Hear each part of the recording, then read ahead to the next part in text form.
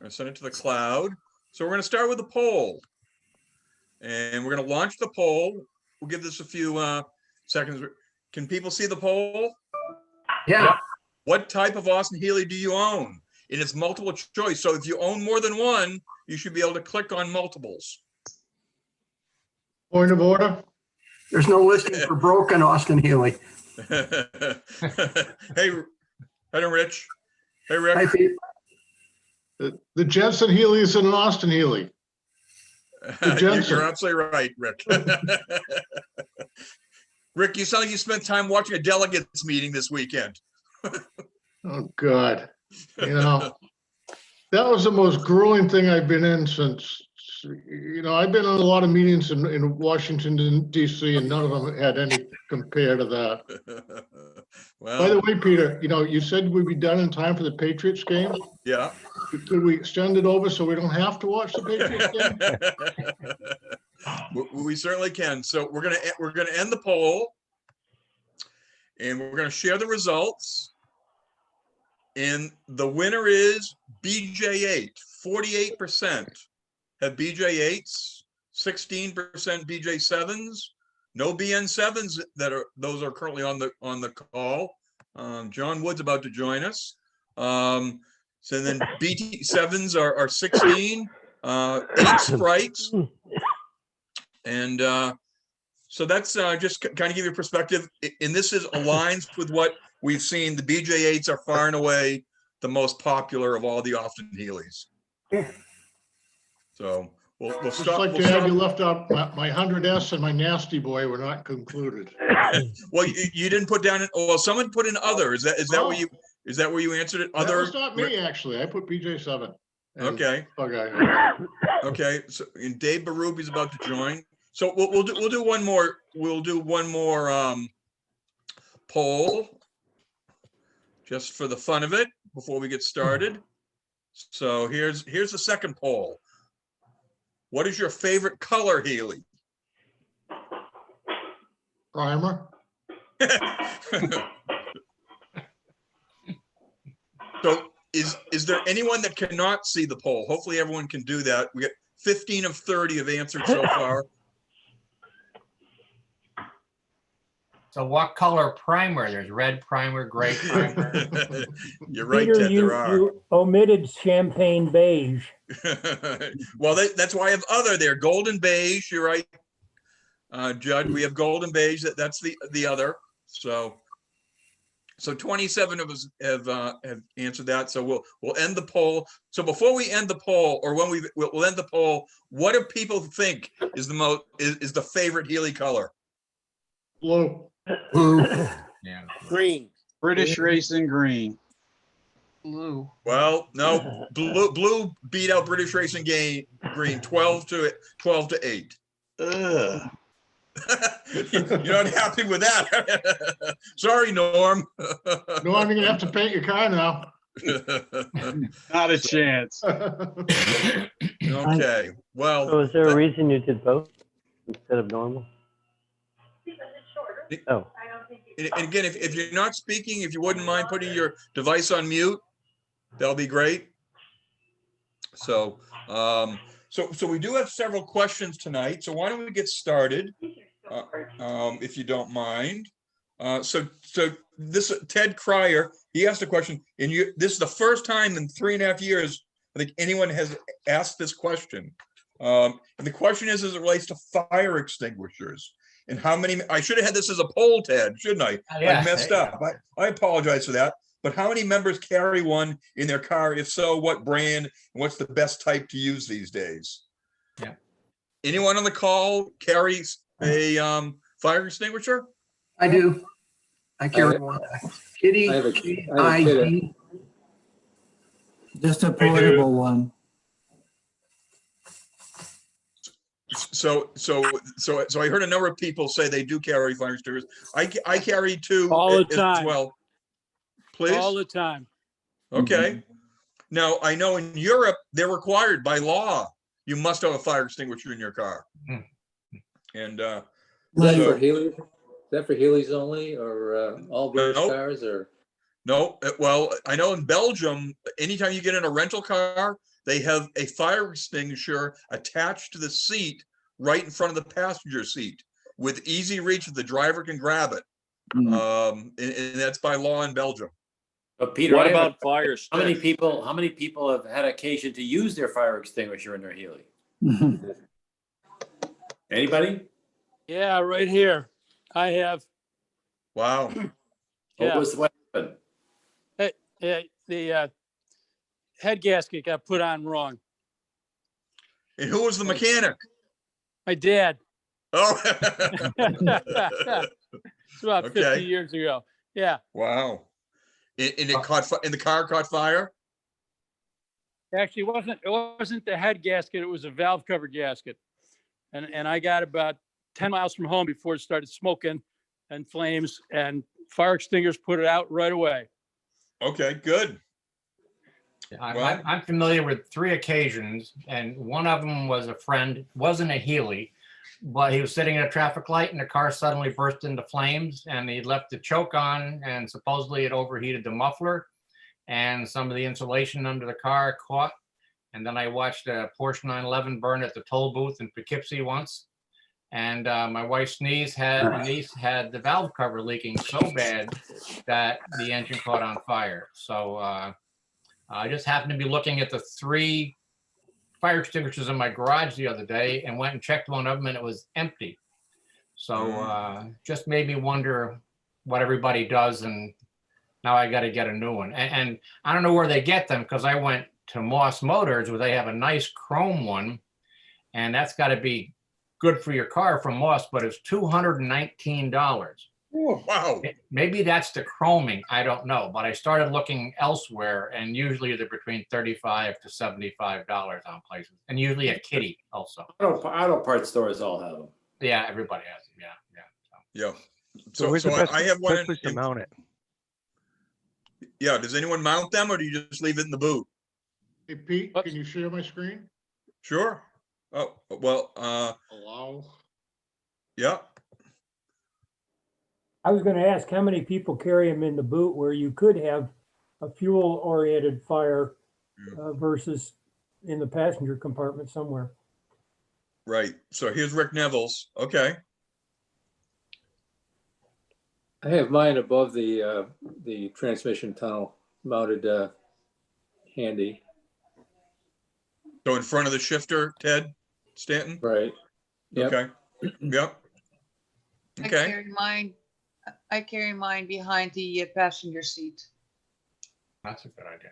Yeah.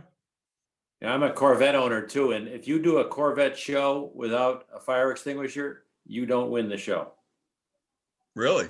It's a requirement. Now, do you have a classic Corvette, Rob, or a? I've got a 61. It's it's nice. Nice. Yeah. C2, huh? Great. Yeah, I used to carry mine mounted on a firewall, but the heat made the gauge on the thing go up. I'm sorry, I don't have video. I'd show you right now. I carry 2 of them right in the back seat all the time. Okay. And Well, and anytime a charge goes down, I just go to my local supply place where everybody gets their fire extinguishers upgraded or reloaded and have them take care of it. Great. Okay. Well, It seems to be that a 2-pound one is the most common one to carry. From what I saw recommended on some fire extinguisher websites, I don't know, which is a convenient size. I don't think it'd fit anything too big, much bigger in a Healy, but so. yeah, What about Dave, fire sticks? Anyone have any experience with fire sticks? Yeah. what is a fire stick? It's like a smaller thing. You're just kind of like, it's about the size of a large pencil, and you kind of like, you can put in your glove box or things, and you can get in various sizes, and you hold it at something and squirt it. It's like, they're popular in England too. I've seen them on ads Okay. there. Wow. That was interesting. So the fire extinguishers can be recharged. You don't throw them away when they're done. You can No, recharge. you can get them recharged. Yeah. Whereabouts? Well, I live in Maine. I don't know that off the top of my head. I can't remember the name of the place, but they handled nothing but fire equipment. It's in Scarborough. We just did one in Walpole. There's a place in Walpole off of Route 1. Is there? Thanks, Yeah. Alan. It's we did our kitchen one. Okay. Okay. The Well- the one that came with my BN1, because the car had been vintage raced, was recharged at McConnell's, I think it was, which is in Worcester, Mass, if they're still there. But that was somebody who recharged it. Okay. Well, and Dave Berube just noted that last year at British Invasion, they started requiring everything of them. So that's interesting. So Ted Cryer, great question. It hasn't been asked before, and I guess what we're hearing, it sounds like more than 50% of us carry fire extinguishers. Yeah. So sounds like If I could add please. to the fire extinguisher conversation, please, Bob. the ones you'll find in the Home Depot or Lowe's or your discount auto parts stores will be rated class A, B, and C. And it would probably behoove you to look for the class C rating fire extinguisher. They will be good for gasoline and oil, which we'll probably run into. A's, I think, are paper, and B's are specific for wood. But you want one that'll handle a class C fire extinguisher, and it's well marked on them. Usually the package will have a lot of information on A, B, and C. Gee, that's great to know. So Yeah. class C is the way to go. I'm looking at mine right here. B is liquids and grease, and C is electrical. But yeah, you need one that covers A, B, and C for sure. I had a fire in my first TR3. I had 4 TR3s, but the first one, I had an electrical fire in it. And unfortunately, my mother-in-law was in the car. Oh, no. I pull up in front of the house, and my wife ran into the house and got either baking soda or baking powder and sprinkled it on the wires, and it went out. The only fire I had, though. That's Now, hopefully that was after you were married, because otherwise your mother-in-law wouldn't let you marry, right? Actually, it was my future mother-in-law. Oh, really? And I went and got a piece of household wire and took the burnt wire out and put the household wire in. And Oh, no. it worked just fine. Hey, you scored some points with that. Was it worth it? With my mother-in-law? I don't think so. That wouldn't be the first assassination attempt on a mother-in-law, I don't think. Yeah. I remember the sparks coming down by your feet. Yeah, but it was a Triumph. It wasn't a Healy. No, it was not a Healy. Still looks so Lucas. We're still If I could Lucas. just add, there were also electrical fires and under engine fires. If you use a regular fire extinguisher that you get in Home Depot, that kind of, they're going to leave a residue that's really going to be difficult, if not impossible, to clean. So the real gold standard, the top of the line it used to be Halon, which is what they use in computer systems when computers go up in flames. There are now Halon substitutes called Halotron. I don't have one. My extinguisher was gifted to me, but if I was going to look for one to use in a car, I would look for a Halon substitute. That's the top of the line. It's going to prevent a lot of damage that will happen to your car if you squirt a regular one on the wiring or under the engine compartment, etc. And they're not that, the prices have gone down quite a bit. They used to be extremely expensive, but now you can probably get one between $100 and $200. And where do you find those, Rick? I'd go online, look for a Halon substitute fire extinguisher. I'm sure Amazon has them. Okay. You know, most of the advice is if your car starts to burn, the extinguisher is to get you out of the car and forget about trying to fight the fire. Get the hell away from it, because it's going to go. And your 2.5 pound extinguisher probably isn't going to do a lot. It's to make sure you don't burn up, not your car. And I don't think the aluminum shroud's going to last long either, is it? No. You're right with that guy. Well, as Bob Mahoney said, if any of you have ever seen a Corvette fire, they're very entertaining. You know, it looks like a big ball of hair when it's all done burning. So I can see why they'd want to have extinguishers at those events. The Porsche that I saw burn up at a toll booth, it had a magnesium engine casing to it, which some of the German Ooh. cars did. And that was really it was like fireworks and sparks. It was pretty exciting, more so for the owner, but it was interesting to watch because it just kept going boom, boom, boom, since it's all over it. And not a lot of them have the magnesium, but it was, and the guy at the toll booth said, well, it's the second one we've seen lately. Oh, geez. Wow. So Now, did it happen before he went to the toll booth or afterwards? Yeah. Had he already paid the toll? Now, he was on his way in. It stalled, and the earlier cars, when we first had electronic fuel injection, and if it stalled, you kept cranking it, and the electric choke would happen to be stuck on. It would just keep flooding, and once it ignited to start the engine, it just ignited everything. So the trick was, they said, to put a bypass switch in on those type of cars that had that electronic chokes to kill it if you had a stall situation. Okay, great. Dutch, I see you have your hand raised. You have a question? I just looked at Amazon. The Halotron 2.5 pound sells for 150. The 5 pound Class BC sells for 210. Okay. There's a Buckeye 2.5 pound Halotron for 116.49. And the 49 cents is important, right, Ted? Yeah. Yeah. Yeah. Okay. Well, good. Well, thank you all for that. I learned quite a bit about that. I do carry one, but I guess we need to be more careful about that. And getting the right type of fire extinguisher is certainly important for our cars. Ted Kreider, anything else you'd like to ask tonight?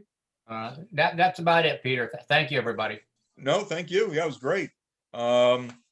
So Alan joined us for the first time last month, and he's got a 67 Sprite, and he's got a number of questions. Alan, I have your email, but do you want to ask your questions to the group? You're on mute, Alan. Yes. There you go. Thank you. Sure. Talking away here. Okay, so I just got this car. It was supposed to be in a pretty good situation, but I needed to do a couple of things to get Massachusetts, inspections. But I'll start with the second question, actually. So the car it had a cracked windshield, right? Which I don't think that's going to pass Mass inspection. And so this is I guess it's a 67 Healy. I think it's a 4. I think it's a Mark 4. So I got the windshield off the car, but the question is, what's the best practice to replace that windshield glass, if anybody's actually ever tried to do that? Any thoughts? Anyone have recommendations for Alan? I've done a BJ7 on my own and a Buckeye on my own, and they weren't that difficult. I'm not familiar how the Mark IV Sprite comes apart. It's something you could try on your own, but you might want to go to a local glass shop and tell them that you'll track down the glass on your own. Moss sells it, and they can do the install. They're not going to charge you a lot of money to do an install like that, and it might be, frankly, it might be easier than fighting with it on your own. There was a great glass supplier in Andover, Mass, and I had gone to them, and I had gone to them when they were located in Somerville. I steered a lot of the local guys to them. Unfortunately, they are now out of business, so we don't have that available to us now. And they were like half the price of Moss. But I would, or you could take a look around. It's find a place that offers either free shipping. I don't know if LB Car Company does that, or you're gonna. The part of the big problem with shipping is buying a windshield from Moss or any of those other places is what they're going to charge you to ship it. So the good news is I have the windshield. I actually found it on Craigslist. Somebody out of Rhode Island or Providence was selling it. So I have the windshield, but I don't want to break it. Right? I mean, that's apparently the part of the challenge is that when you do these things, Take it to a glass shop. Yeah. You know, and you might take a Okay. look at what the window seal is and how it looks around the window, you know, the part that goes between the frame and the window, and see if it still looks good. And if it is, they can reuse it. And a lot of times it's easier for them to reuse it because the new ones might not fit as well. But other than that, you might bring a new one with you to, you know, because they're not going to have one in stock, obviously. No, yeah, exactly. I did it. I got that. I ended up with 2 of them because Moss had it back ordered, and I found it on eBay, and so I think I got that covered. I have actually been having a hard time finding somebody local. I ended up calling Satellite Glass. It used to be Phillips Glass and Jan Phillips, and now it's all one big, you know, Uber commercial thing. And it's like going to Liberty for insurance. You just for these kind of cars, I don't think those guys really know much about. You this know, stuff. try to find a local glass shop. You know, there's a lot of them around that they're guys that have been doing it for years. Yeah. You know, they're not, it's not like Safe Light or any of the big places. And those are your best bets. Yeah. Alan, where are you? What town are you in? I live in Sharon. Oh, okay. So There's a place called Trainer Glass up here in New Hampshire, right on the state border, that it might do it for you, but it's not close to you. I'll keep hunting around. Maybe I can. So Alan, there's a place called Mansfield Glass, which is right on the Sharon Mansfield line, right by National Lumber. And I've never used them before, but it's in Mansfield, right by National Lumber. It's called Mansfield Glass, and they're not like Safe Light, like Rick talked about. They're a local glass company. Okay, perfect. It doesn't pertain to your car, but I found out the hard way by breaking a glass on my 100 that it's critical to have the center of the glass in the center of the frame. Okay. Because once it's in, you can't move it sideways, you know. Okay. All right. This is great. I appreciate that. Would Bob Nicholson do that? I don't think Bob's not enjoying those kind of jobs anymore. Oh, okay. So he's being particular in terms of what he's doing right now. Okay. Is that Britannia? Yeah, Britannic Motors. Britannic, yeah. Okay. All right. Well, that sounds great. So here's another interesting thing. So on the top of this glass, right? It's smooth, right? It's just got on the top of the glass. I'm sorry, on the top of the aluminum frame, it's smooth. There's nothing on it, and really on that piece, it's just where the where the brackets for the window. I'm sorry, for the convertible top. Yeah, where the top goes in, right? Yeah. So on the top itself, and I sent you a picture with my questions. When you look at the top along that ridge, there's all these snaps. Like every 4 inches, there's a snap, but there's nothing on it. So that right now, the way this is that those snaps just hit that. They kind of hit up against that ridge. And it doesn't look right. I mean, it doesn't even make sense to me. So, well, I wonder if that was added later. Yeah, it feels like. Did any of the cars ever have a snap like that across the ridge? Well, is that yes. a Healey thing at all? Oh, absolutely. So a 58 Bug-Eye has 9 snaps across the front of the windscreen. Okay. That's how they attach. Oh, okay. So that's probably what this was. Okay. All right. So this is. I'll have to. I don't know what I'll do for that one. I'm short of changing the top out. Okay. I wonder if somebody put extra now the top that's on there, did it come with the car? It did. Yeah. I mean, it's like, yeah. Well, it may not be original to the car. No, it came with when he bought the car. Yeah. Because I'm wondering if somebody because a Bug-Eye's top wouldn't fit a Mark IV. No. And I'm wondering whether somebody just at some point had that and added the snaps on and put to try to keep the top down, affixed to the windshield, and maybe the car that originally came off had the studs installed too, because it shouldn't be on a Mark IV. You know, those snaps shouldn't be on there on the top itself. And Bruce Ketchen, you've got a Mark III or Mark IV. You don't have those, do you? You're on mute. There you go. Bruce, we can't hear you. Bruce, you're on mute, or you're off mute, but we can't hear you, Bruce. I don't think his mic is on. Yeah. Bruce, Bruce Ketchen, turn on your microphone.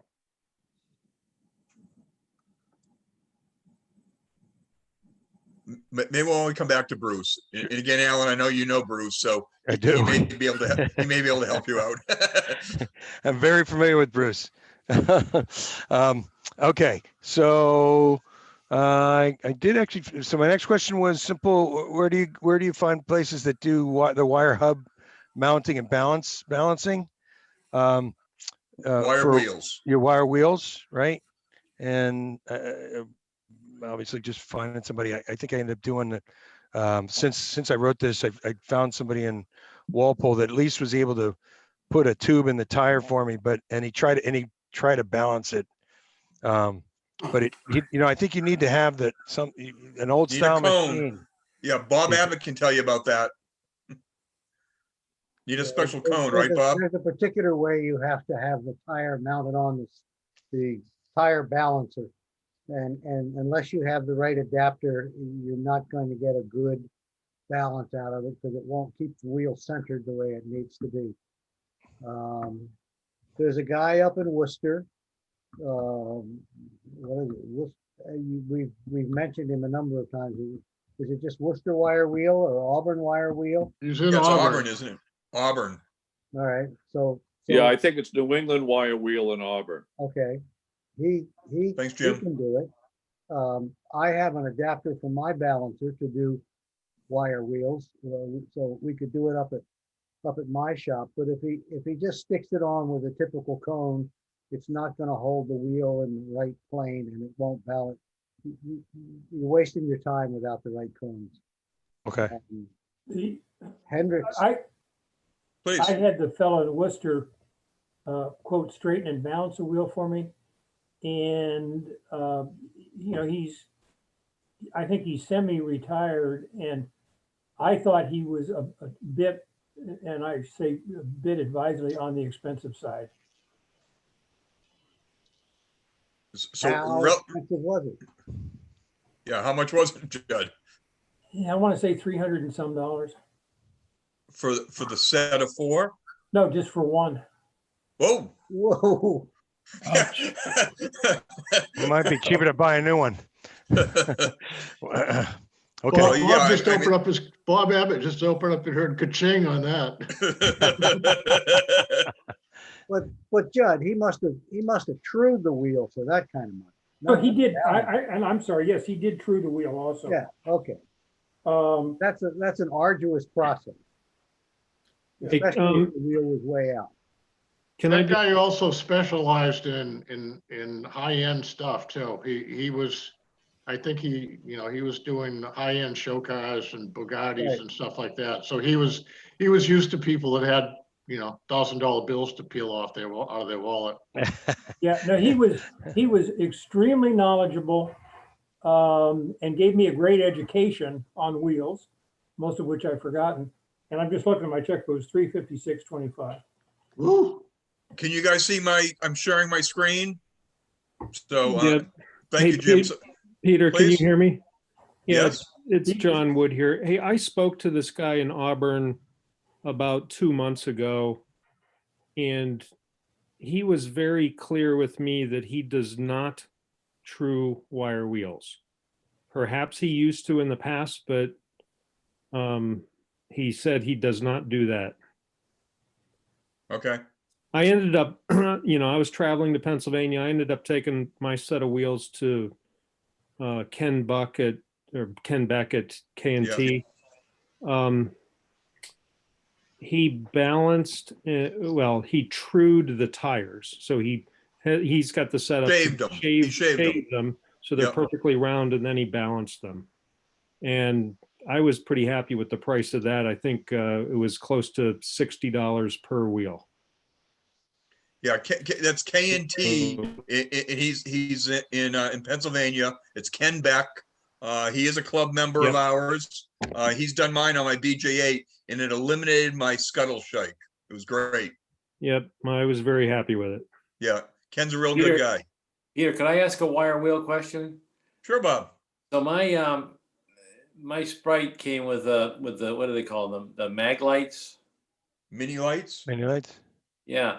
Am I supposed to have wire wheels? Is that like the second string, or is that okay? No, mini lights typically are, so you've got 4 studs with your mini lights, or they're maybe called Minotaurs or Panasports. That was what we would call in the old days a mag wheel. So that's an upgrade over steel wheels, like what I have on the white Sprite behind me that just has steel wheels. So you have an upgrade over that. But Bug Eyes never had wire wheels. Oh, they didn't. From the factory. It was an option.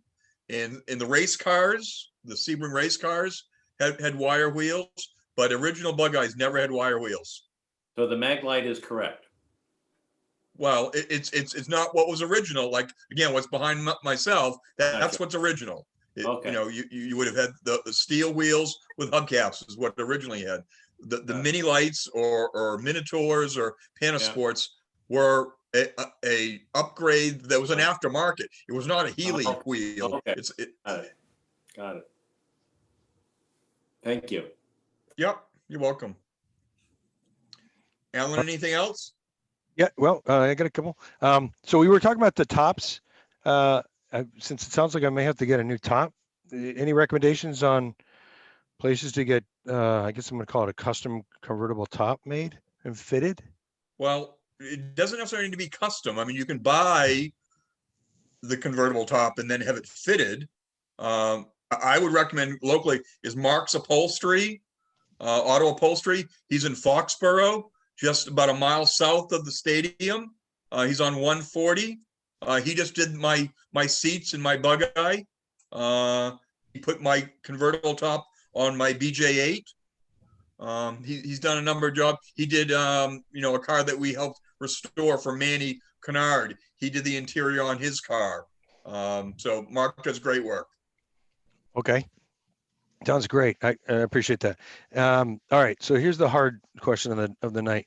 And it's a two-parter. So I am not a purist, and I'm not expecting to put this car in a show. So I'm going for function. I went out and I looked online to see if people had done something like this. I went out and bought 2 Miata seats from a 2016 Miata.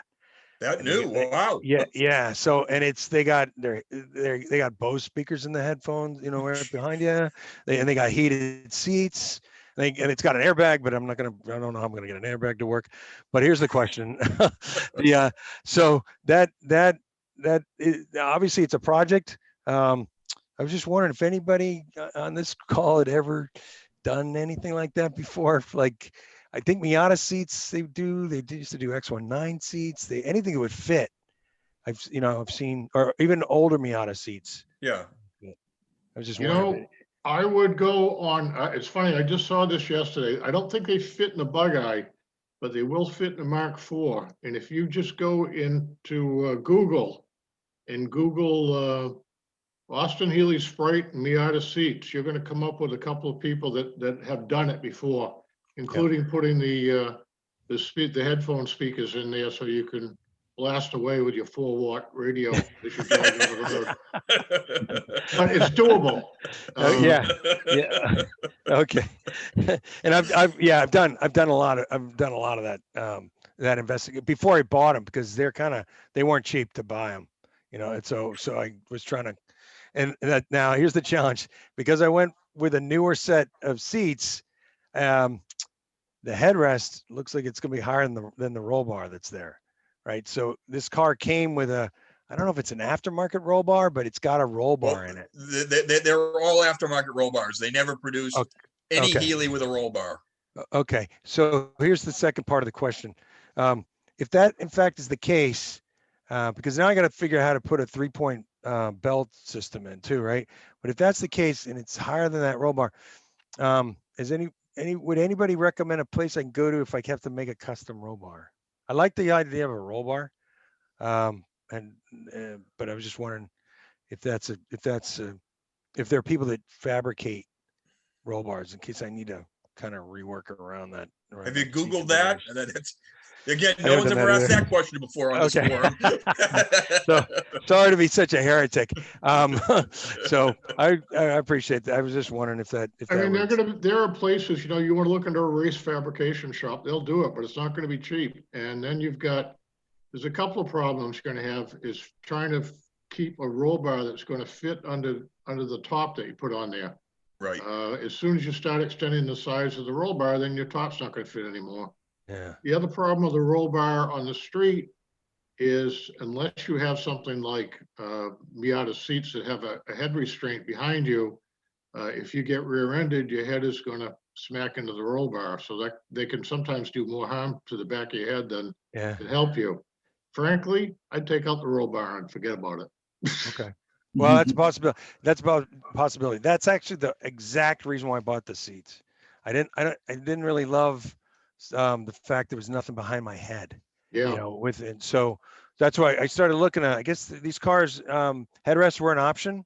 They came out of it. You know, they had the Yeah, little by headrest. 67, I think you're right. Yeah, and you know the midgets had them, and then this car had it, but that I couldn't really find anything like that. So and then I fell in love with the idea of having the speakers right next to my head.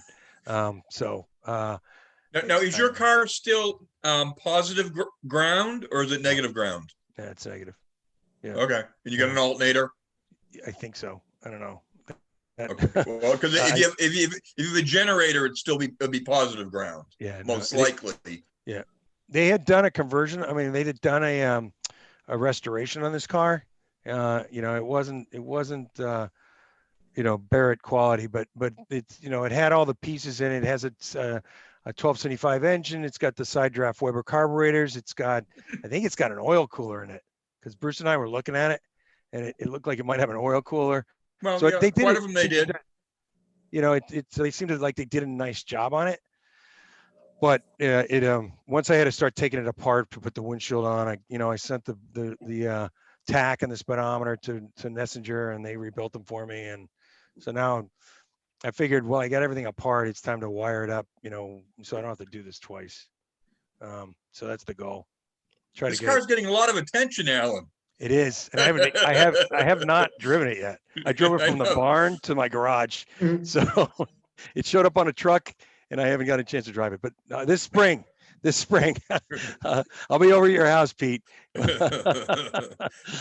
did you get the wipers to work?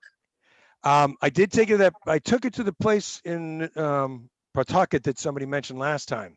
Yeah. I can't remember the place already, but the armature guys. And Ace Armature. Those guys are awesome. They were awesome. Yep. What a trip. It's like stepping back into 50 years ago. So they were great. It was kind of interesting. When they first took a look at it, they didn't know how to test it. And then afterward, he called me, he goes, you know, this is working. There's nothing wrong with this. So you and I tested that thing. Oh, was the one that I gave you? Yeah. No. This is the original one in the car. Oh, okay. Okay. And at least I thought we tested it. Maybe we tested the one. Well, no, we tested the one that I had in my shop. Yeah. So anyway, the good news is that it does work. It looks like it's only single speed. That's true. That's all they were. Okay. It's got 3 wires to it, so that was confusing about it. So right now in the car, it doesn't work. But with those guys, they tested it. So they didn't have to rebuild it or anything. They just kind of cleaned it up a little bit for me and painted it up and stuff like that. But he showed me how to test it, and so now I gotta put that back and figure out why the wiring, you know, what's going on in the car that prevents that from working. So there are 2 ground wires going to that wiper motor. Yeah. One ground wire is used all the time while the wipers are running. And then when you turn it off, the other ground wire will keep the ground until the internal mechanism gets to the park position and then shut it off. So that's why you have 3 wires going to it. Okay, brilliant. Yeah. So pay attention when you're wiring it up, that you don't put the one terminal, and I can't remember how the layout is on it, but you could test it with a continuity tester or something. You just don't want to put the ground wire and the hot wire on at the same time. The switch on the car is a grounding switch. The motor is wired hot, and the switch on your dashboard completes the ground. And then when you flip that switch off, the other wire, it supplies the ground until it gets into the park position, and then the wipers stop. Perfect. That makes a lot more sense. Keep that in mind. No, absolutely. So I don't, again, I guess I don't know if the switch is bad. So the guy who sold me the car sent me a couple of parts, and the wiper motor switch was one of them. So maybe I don't know if switches go bad, right? So Yeah, but this at least is now I know how Lucas. Yeah. Electronics is not their specialty. Yeah. Okay, so that's the end of my questions. I appreciate the feedback. and Great. knowledge. Thank you very much. No, thank you. So Guy Gabriels has got a BT7 Tri-carb and had some challenges with that. So Guy, you want to give us a little overview as it relates to the challenge you're having and looking for some advice? You're on mute, Guy. There you go. So I've had this car for 4 years, and I have trust issues with it. It's never really been reliable. I guess I'm one of the folks that's driven less than 250 miles in any trip, probably more like 50. I love the car. I think it's a good original car. The only issues I've had have been the carburetors. I had the fuel dumping that's, I guess, characteristic of them. Speaking of fire extinguishers, I think it's a really good thing to have in Healy. But it leaves us streams of, solid streams of fuel sometimes. But that seems to have ended now because I've taken it to a mechanic. And I know I can be burned at the stake for this, but I have most of the tough stuff done by a mechanic. He's worked on it. He has owned Austin-Healey's. He's a good mechanic, but he replaced the front float. So the carburetor in the front. The floats are brass. I guess originally they were brass. He put one plastic float in the front, and I actually adapted a float chamber cover from another car, probably an MG. For some reason, he used that when he put the cover back on. And it ran beautifully. The car runs beautifully. I think it's a fairly low mileage car. But now I can get it to start, but it has no power. It backfires. I'm not sure I can drive it onto a trailer to take it to the shop, which I'm planning to do in a week or so. I haven't been able to drive it for the whole summer. So I'm very frustrated about carburetor floats, maybe. It seems like a carburetor issue because I've changed the filters in the fuel line. I put a new electronic pump in. I had a mechanical pump go bad. So I would put the little cubes, that type, and from Moss. And it was running beautifully when I took it out of the shop, but it started to do this. It seems to be a fuel problem. And I guess my question is, I think for $2,000, I can take it and have the carburetors rebuilt professionally. And is that just something folks recommend doing? I'm scared to death of opening the carburetors. And well, Bob Britton's got a Tri-carb. Any recommendations for a Guy? I mean, I've heard they're very reliable. Well, mine runs pretty well. Yeah. Once you set them up, they run very well. First of all, I don't think it should cost you $2,000 to have 3 SU4s rebuilt. I had mine done, maybe 10 years ago, it might have been, and it was $400. Okay. So I can't imagine that the price has gone up to $2,000. Yeah. So I would shop around. I mean, where did you get that price from? I guess my mechanic said they can send them out to some fellow here in Connecticut that does them. But I'm in Woodbury, Connecticut. And he mentioned the name. I don't, it's in my file, I guess, but. Well, Joe Curto is kind of the carburetor guy. How do you spell that then? Curto, Curto. Okay. Or Rick Neville looked like you have something about to say. No, I was going to agree. It's Joe Curto. He's in New York. I'm not sure, but if you just Google Joe Curto, SU carburetor, you'll come up with his website, and he's basically the guru on carbs. If you can take the carburetors off by yourself, I would do that and just send them off to Joe Curto. Yeah, I'm thinking of doing that. I've heard nightmares of people trying to do it themselves, and I'm very mechanical, but I haven't really worked on cars in a long time. And I don't want to make it worse.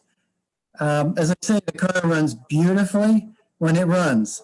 It's not running at the moment. So anyone have any ideas for Guy as it relates to this no power issue and backfiring? Joe Curto's number, if you want to write it down, is 718. Okay. 762-7878.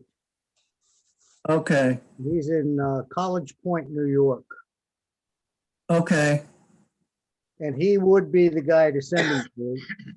But SU carburetors are pretty simple things. If you're fairly mechanical, yeah, not that much to it. You can go online and look at, YouTube rebuilding an SU carburetor. They're so nice and simple. It's just set the needle right and set the valve, set the flow pole levels right. I suspect that you have a flow pole, since you have an oddball flow pole in there. An odd float in there. I suspect that you've got a float level that's wrong in one of the carburetors, which is causing either a too rich situation or a very, very lean situation, depending on which way it is. But the plastic float is going to have a different setting for it than the brass floats would have had. They don't shut off the same way. That's probably why you have a different cap on the top of that carburetor, because it has a plastic float in it. The other thing that somebody needs to look for or look at for you, if you pull the piston out inside take the top off, the dash pot off the top of the carburetor and pull the piston, make sure that needle is set at the right height in the little hole in the middle of the bottom of the piston. Okay. It's very, very meticulous for whether that needle is in exactly the right position or not. And if somebody shoved it in as far as it'll go and then tightened the set screw on it, then you could be running extremely rich all the time, and that's causing your lack of power problem and your situation where you just can't get it to run right. And I would add that, when these problems occur, they come over the car. It's not that it doesn't start in the morning. It starts and runs beautifully, and it waits until I'm halfway back from the ice cream place or something, and we don't make it. It has a fit, and so it almost seems like there's something very minor that's sticking, or a general question about the floats.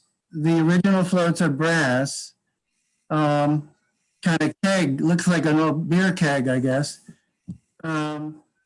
And the replacement ones that my mechanic got were plastic. The brass ones come defective a certain percentage of the time.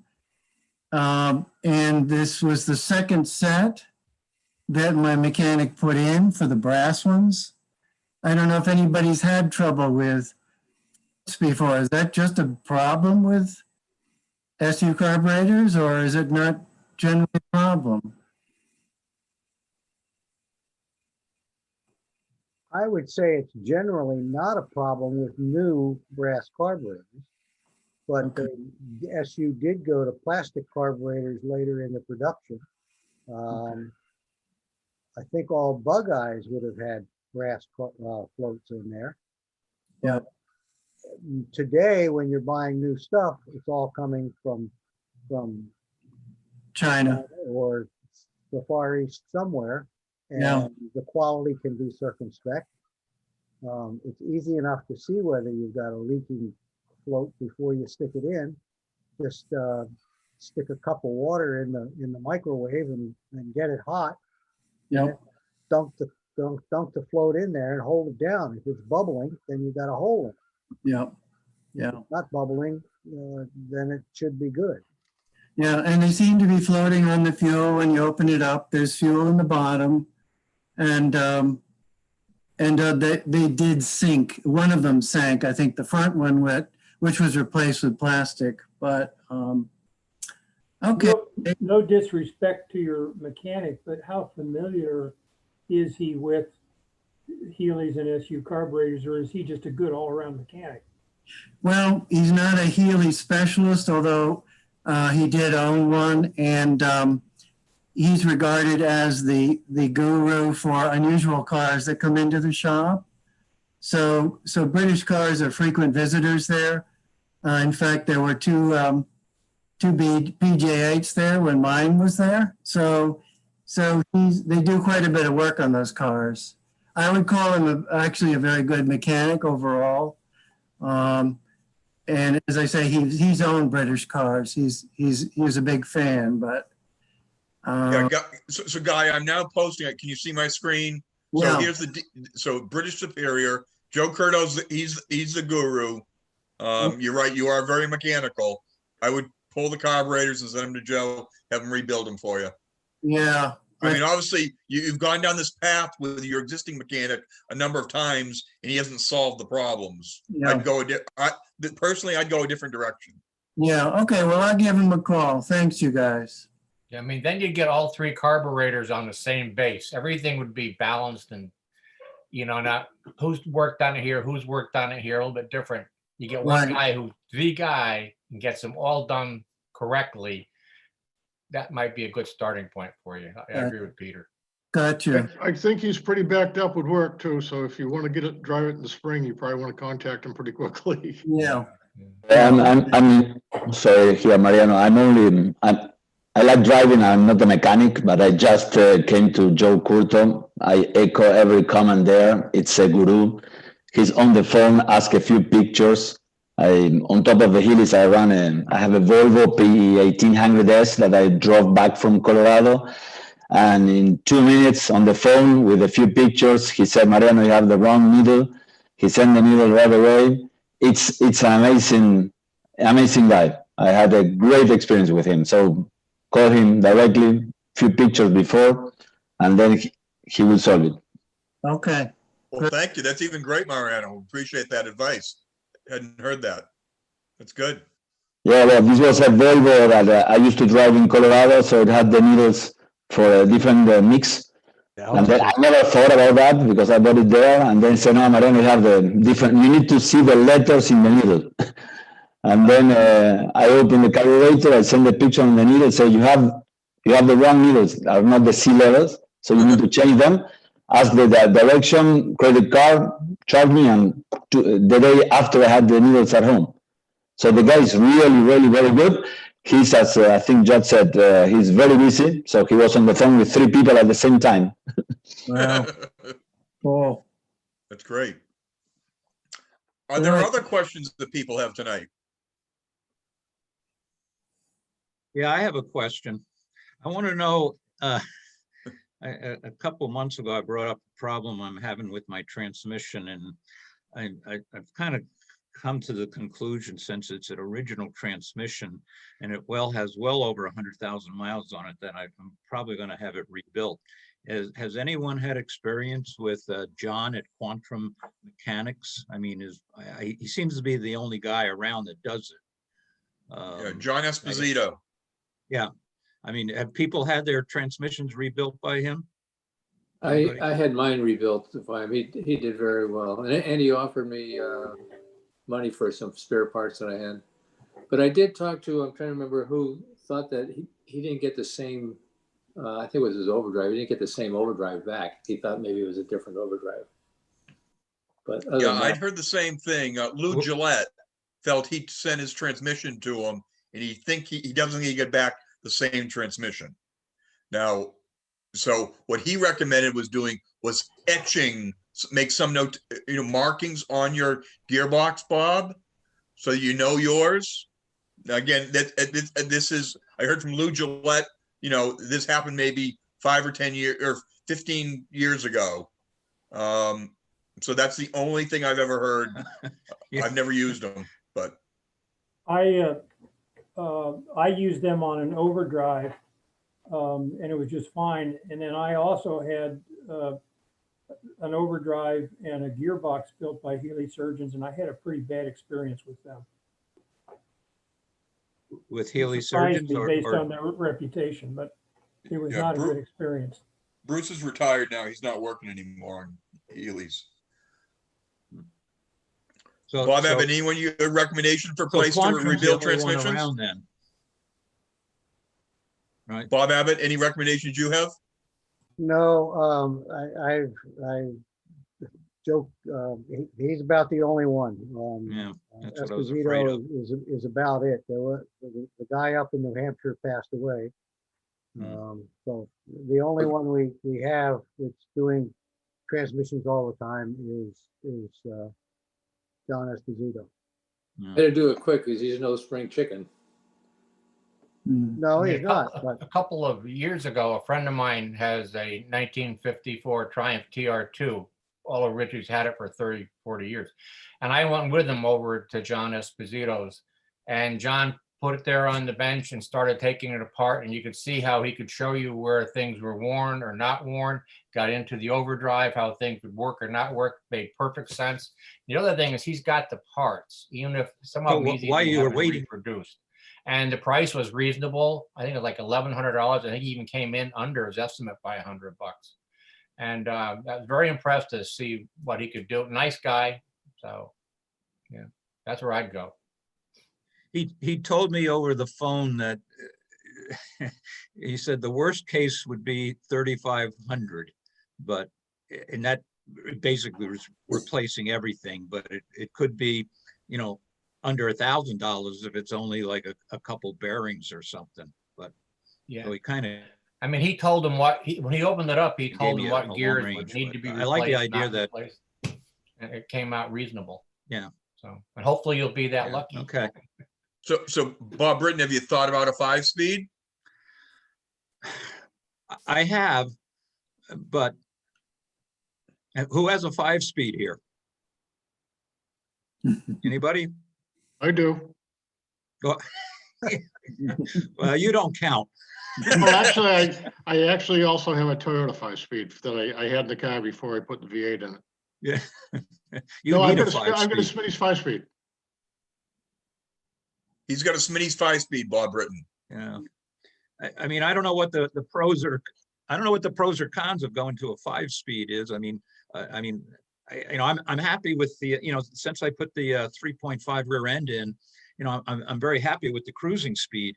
So I'm not sure what a 5-speed is going to give me, and it takes it off the originality. Well, it does that. That's the biggest drawback. Well, you have one of those original BJ7s with a tri-carb, Bob, right? Well,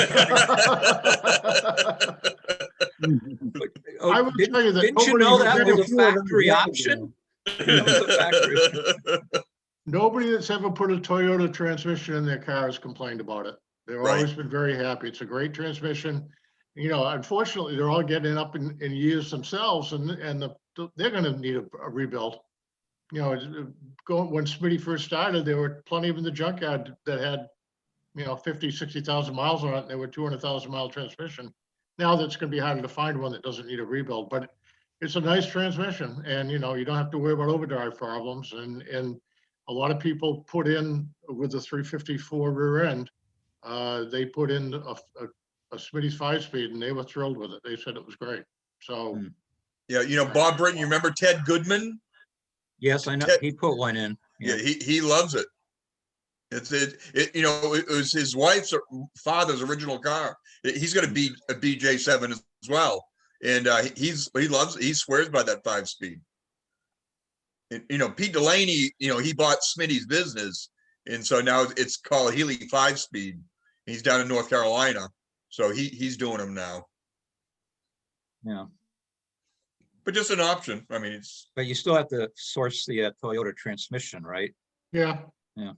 And that's gonna be the problem. And then you know, it's pretty simple directions, but you still have to mess around with it a bit. It's not, you know, it's not just drop it in. You're gonna have to change the pilot bearing, things like that. You're probably gonna have to mess with the shifter to come out in the right location. You know, come up with through that sensor thing of the BJ7. So, you know, it will probably cost you somewhere similar to what it's going to cost you to get, you know, your stock transmission rebuild if it's get it rebuilt. Yeah, if it's not garbage, you know, if your stock transmission isn't completely crap. Bob Abbott, do you have any experience with those 5-speeds? I've only driven one. I have a car in the shop right now that we're doing the motor on, and it has a 5-speed in it. I drove that before around a bit to test them in. And it's a very smooth shifting transmission. It gives you first gear synchronizers. It gives you an overdrive in 5th gear. So you have the advantages there. They're really, really nice, but like Rick says, it's not just find it and switch it around. Clutch mechanisms have to be changed.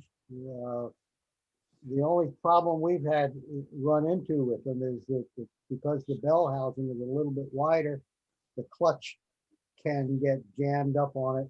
The throw out of the clutch can get jammed up because of the way the hydraulic cylinder has to sit. But otherwise, everyone I've seen has been very nice, and the ones I've driven have been nice. So it looks like you got a couple options there, Well, Bob. thanks. I'll probably check John out, and but I think I'll get my etching machine out and put my initials in it or something. That was Lou Gillette recommended that. That was his feeling, his experience. Okay. Not that he didn't come back with a bad, you know, he said his transmission was okay. He just doesn't think it's the one that he sent to him. Yeah. Well, it's, you know, it's a lot of companies do that. You know, you have to have the core to, you know, maybe you'll have one that I can just pick off the shelf and take it without them rebuilding mine. But you're going to pull the transmission and take it to him, Bob? Yeah. Yeah. Right. Yep. Good. I know another person that had the same issue though with them. So that's 2 people. Is that 354 still available? Well, it's making a grinding noise in all gears. Oh, that's not good. When Linda drives it, it doesn't make any noise. Linda doesn't drive my car anymore. She wants a 5-speed, right? She has a 5-speed. I know, that's what I mean. A Toyota 5-speed. Yeah. In her car. Okay. Oh, maybe I can take that one out. That chance. So, other questions this evening? Peter, I've got one. Technical question. Wait, can you let Judd go first, Rob? And then we'll come back to you. Yep. And I've got a real simple one, and one I'm almost embarrassed to ask. But I'm going through and changing all my fluids right now for the winter. And in the gearbox, it's been a couple of years since I changed the oil in the gearbox. And my question is, what is the proper amount of oil to put in? Because I get my blue owner's manual out and I go from British pints to American pints to US measure. And the way I read it, it says it takes almost a gallon of oil, but I put 2 quarts in it, which is what my recollection has been. And it's right at the level mark on the dipstick. So is the 2 quarts the right amount? What did you drain when you opened it up to drain the oil out? I took the big nut that you have to tap out with a screwdriver or whatever and just let that. No, how much fluid came out of it, Judd? I don't know, because I put all of my fluid into the same thing because I drain my rear end, my engine oil and everything into the same container. Well, if you measure the dipstick and it's there, it's right. You know, they also say when you fill up and when oil starts coming out, you're at the right level. Yeah, I filled the transmission in my Sprite last night. Yeah, I mean, I just because it's so different from what the blue book. You're not getting the overdrive empty when you drop that plug. Is that okay? So you've got a lot of oil left in there. Okay, how do you get it out of the overdrive, Bob? Yeah, you're not going to. Okay. Let's take the overdrive apart. Okay, so that would make a difference. Trust the dipstick, you know, and if it's reading full, believe it. Okay. Because there's nothing that after you start and drive the car that it settles or anything. It's just boom. And not if you've had oil in it before, the overdrive has been pumped up and the pistons have been. So no, you just fill it to the dipstick level and go with it. You'll be fine. So Ted Stan, you were asking about that, about 354 gears that like Mike Lempert was selling. Anyone aware of any source for 3.5 differentials anymore? I think maybe some of the British places are selling them. I don't know if it's Cape Sport or I would check AH Spares. I think there might be a place in England that's reproducing them, but boy, they're expensive. They're, you know, I think they were over $1,000. And they were, you know, when Mike Lempert was doing it, they were a couple of $100, 200, 250. Yeah, but to get them all installed, you were paying more than that, Rick. Oh yeah. You know, I paid $1,200 to Paul Donnell to do mine. I gave him a bumpkin, and that was 5-6 years ago. But Ted, I think we talked about this earlier. Does your cars have a spiral bevel axle or a hypoid axle? I'm not sure. Do you have 4 studs or 5 stud? 4 studs. That's a spiral bevel axle, and I'm not sure anyone makes it a 3.5 diff for that. All right. I mean, my 100's got the same thing. Ted Cryer, what do you have in yours? I've got the BN2 4 bolts for the rear. Okay, yeah, okay, but you have the stand, you have a 4.2 diff. I don't know what it is, but it was changed before I bought the car to a complete BN2 rear end, and it's only 4 studs for the rear end. That makes it right. So that's still a spiral bevel axle. The earlier axles, the later ones, all the rest of the Healey's have 5 studs. I'll have to look. I really haven't paid much attention to that. Yeah, the later ones had things on the outside, you know. Yeah, so I mean the later ones they call hypoids, and all the rest of the line of Healey's had the 5 studs, but the hundreds, the early hundreds, and I thought by the BN2s they'd gone to a hypoid, but I could be wrong on that. Yeah, I don't know the exact timing of that. The prior owner, just before I bought it, had it changed to the BN2 style because she wanted to go into racing. Well, you may have 5 studs on that then. It's a better axle than the spiral bevels are. Now, if I have 2 extra axles, I snapped an axle at 2 miles an hour in my car on my little street down here. So I have a couple extra spiral bevel axles just as a spare. Moss Motors is showing the 3.54 in their catalog for $1,095. Oh, but you can get 15% off on it, but that's expensive. I think I paid when I bought I bought it.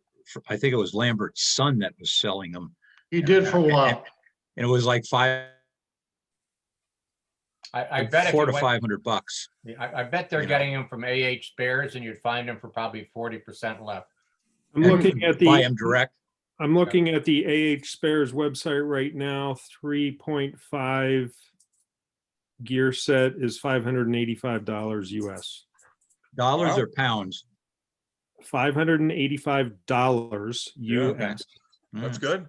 Okay. Yeah, but shipping is going to be. Where do you see shipping on that? Well, I buy a lot of stuff from AH Spares. You pay for shipping, but it's not going to kill you. Heavy stuff? Yep. Really? Yep. Yeah, I mean, I get my stuff from them or Head for Healy's. You know, the other one maybe to check is Bob Ewell. You know, he's a distributor for Head for Healy's. He's in Canada, but he may have something like that as well, Ted. But again, you need to check on that axle. I'm not sure if anyone makes a 3.5 gear set for a spiral bevel axle. No, I'll check that. AH Spares makes a 3.66 for the spiral bevel. Okay, thanks, John. A little more money, $637. Okay, that's good to know. Well, I've been driving like that for 58 years, so I guess I can go another couple of years. So Rob Mahoney, you had a question? Oh, I just wanted to mention that the Lars Anderson Auto Museum had a show this Sunday. They had about 40 cars, and not many participants were allowed, and not many visitors were allowed. But it felt very safe. It was a nice show. I was the only Healy there, and there was a lot of fancy cars. There was, you know, a lot of big Ferraris and Maseratis and all that kind of stuff. The guy next to me had an MK 150, a Jag 150, and I said, "Boy, that's a good looking car. You know, that thing's in really nice shape. I mean, did you restore it?" He said, "Yeah, I just had it restored." I said, "Well, you must have spent some money on that." He said, "Yeah, I spent $750,000 on it." Oh, I think, what? Are you serious? I immediately looked it up and I said, he spends 5 times what the car is worth. It's amazing. Anyway, but my real technical question, Pete, for you, real technical. How do you, I don't know how to get my Zoom to get my picture of my car behind me the way you and some others have. What's the secret? Okay, so go on the Zoom, down on the bottom in your Zoom bar, see where it says video? There's an arrow up. So do you see? So look on your Zoom bar. Where I'm you on got mute. I'm on an iPad, so that may be the, okay. I may have to do it. Well, when you go to video, there's an arrow key up. Then you go to virtual background. Dutch just put hers up. So I'm gonna switch mine to my 100. Yeah, I don't have that option. What happened there? I'll have to go to the. Oh, we had Judd's screen up. What? Judd, you have to see Dr. Roos on Tuesday. But so if you're on a PC, Rob, you go the arrow key up next to video is how you go to choose virtual background. That's what I'll do it on my iPhone on my computer. Okay, but if you just save an image, like Paul's got his is that a BJ8, Paul, or a BJ7? BJ7, Peter. And if Rob's on an iPad, it's under more. So on the top, Rob, over where it says like participants, and then more, and then virtual background, and it's just got to be one of your photos in your. No, I'm on more, and I see chat, meeting settings, minimize, raise hand, discontinue.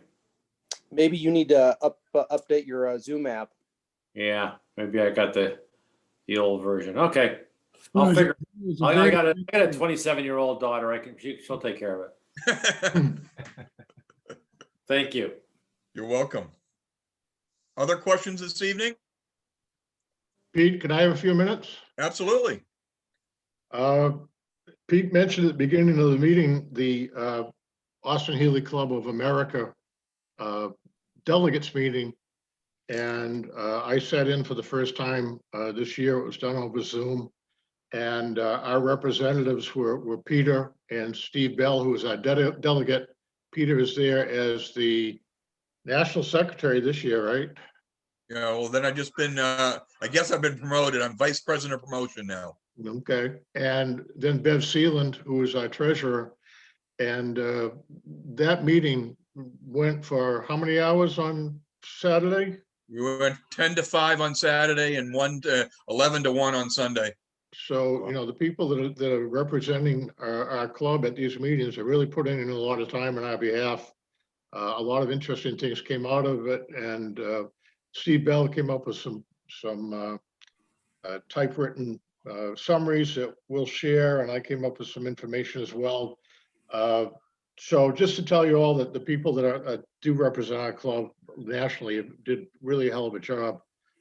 Second of all, I sent out a thing on the membership dues, and I hope I've confused all of you extremely well.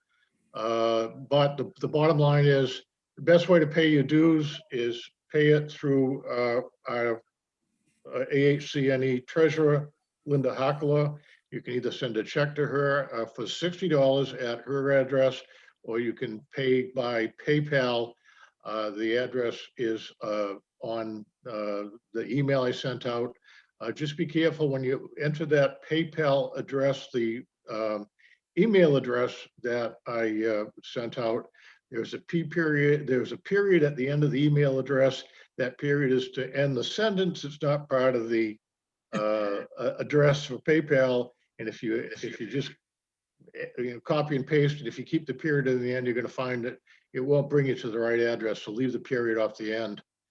Third of all, we are going to be having our Austin-Healey BS call on November 30th, starting at 7 o'clock.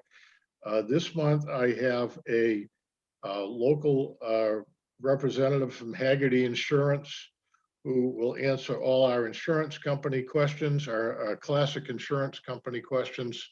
We have had him do a presentation in Ipswich probably 4 or 5 years ago. He was very good. And for all of you that want to know what agreed value and stated value and what kind of coverage you can get and what happens in the case of an accident, you will have a chance to find that information out. I think it'll be very valuable. And I'll send out an announcement about that. I'm going to ask you if you've got any insurance questions ahead of time, then, send them to me and I can pass them on to Stephen. I know we've had a couple of people with losses, and we've discussed here last month about insurance losses. It's something that we really need to pay attention to, and it's helpful to have an insurance agent that can at least tell you a little bit about what the coverage is as well. And that's really it. We are going to be making the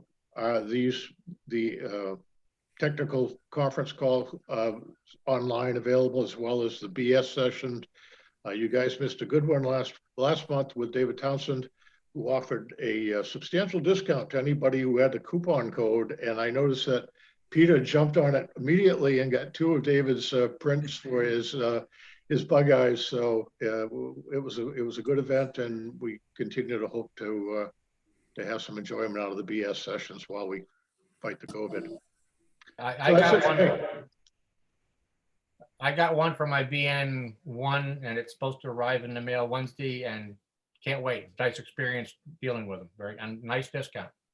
Hey, Rick, is Haggerty a no-brainer? I mean, is that just the only way to go for classic cars? There are a number of, first of all, if you're in Massachusetts, which I know you are, there are a limited number of classic car companies that are able to write both classic car comprehensive coverage and liability.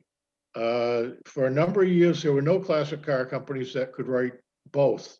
They could only write comprehensive. You had to get your liability through your regular carrier, and then your comprehensive collision through a classic car dealer. And that's what I had done for a number of years. I had gone with Grundy. I had been with JC Taylor. A couple of them, Grundy, I think, can write fully in Massachusetts, as well as classic, as Haggerty. For me, I like Haggerty a little bit better, and I know that Stephen will talk about this. Haggerty has, in my view, less restrictive driving policy than Grundy does. Grundy says it's unlimited, but when you get down to the fine language of the coverage, they say it's unlimited miles, but you have to be going to and from an event, a classic, a club event or something of that nature, which I didn't see Haggerty has. So for me, Haggerty is best, but everyone's going to have to make their own insurance choice. Well, you can't beat the I just didn't know if the coverage, I mean, I haven't tested it yet, but. That's Well, good. it's- You don't the want best to. thing, you and the insurance companies are banking on that you don't test it. They don't want to pay out any more than you want to get in an accident, so. I've got a friend that has an Aston Martin, and I didn't see the car, but he got essentially a scratch on the rear quarter panel. And as he explained it, he took it to a very good shop, and they couldn't get the paint quite right in terms of a match. And he said they took it to Haggerty, and Haggerty repainted the entire car for him. I've heard similar things from Haggerty that they are really, that's their business. They count on that. They really do right by the people that make a claim.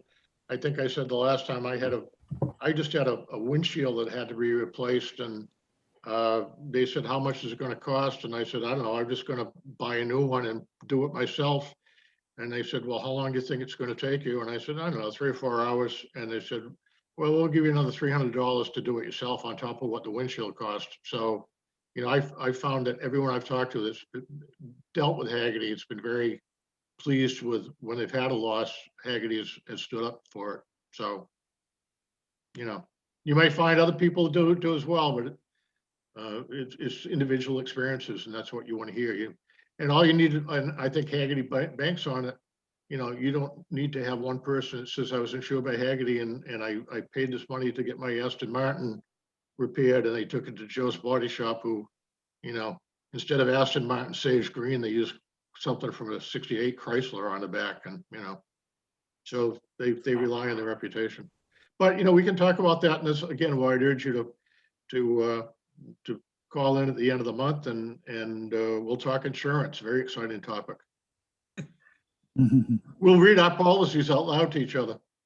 By the way, that's something that that was discussed during the delegates meeting, was insurance for the club and our club events, including driving events and autocrosses and that kind of stuff.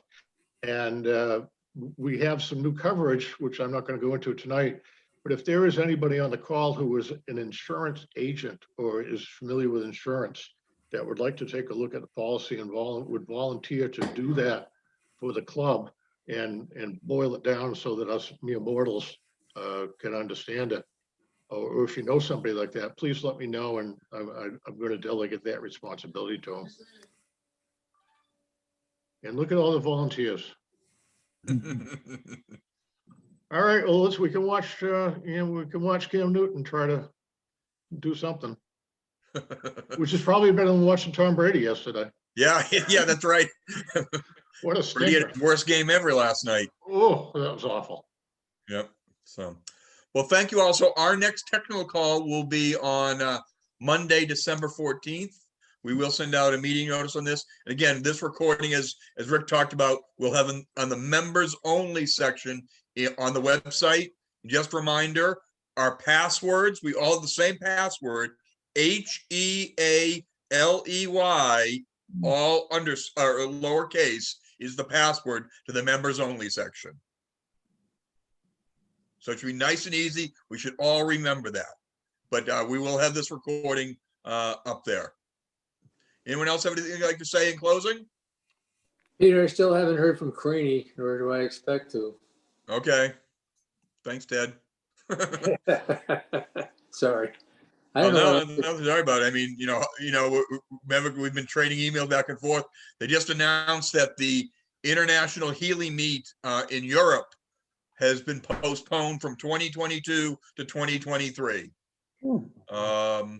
So, we're, hopefully, you may have started about Pfizer announced today that in clinical trials, they have a vaccine that appears to be 90% effective, but obviously it's not ready for the market yet. But, hopefully one of these vaccines will come through and will make a difference. But other than that, we have, I think 2021 events are in jeopardy right now too. At least it's not a Lucas vaccine. Well, Guy can put it with his float bowls. Okay. Good evening, all. Thank you. Thank you. everybody. Thanks, Pete. Thank you, Peter. Cheers. Good Thanks, night. Peter.